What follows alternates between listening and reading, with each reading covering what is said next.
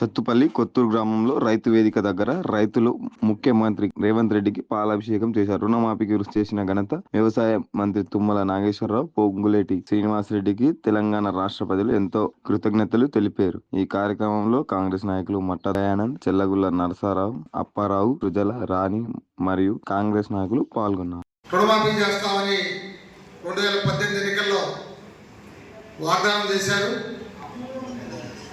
వాగ్దానం చేస్తే ఎన్నికలు అయిపోయాక ఇక మన డబ్బులు పడతాయని ఎవరికాళ్ళు లోన్ అట్లా పెండింగ్ పెట్టేశారు.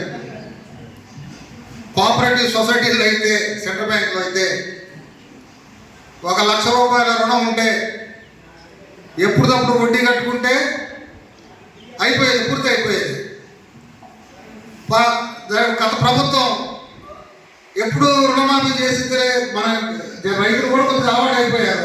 ఆశ ఉంటుంది కదా, ఈ వడ్డీలు కూడా కట్టకపోతే 1 లక్ష రూపాయలు అప్పు ఇప్పుడు 1,30,000, 1,40,000. ఈ 1,40,000ని మళ్ళా సెంట్రల్ బ్యాంక్ ఏం చేసిందంటే అసలు కలిపేసింది. 1 లక్ష రూపాయల రుణం తీసుకున్నవాడు ఇప్పుడు 1,40,000, 1,30,000 లోన్ అయిపోయింది. సరే, 2 లక్షల రుణమాఫీలో ఇది మొత్తం కొట్టుకుపోతుంది అంటున్నారు కాబట్టి అదొక సంతోషం. అంతకుముందు ప్రభుత్వం ఫస్ట్ 5,000 అన్నారు.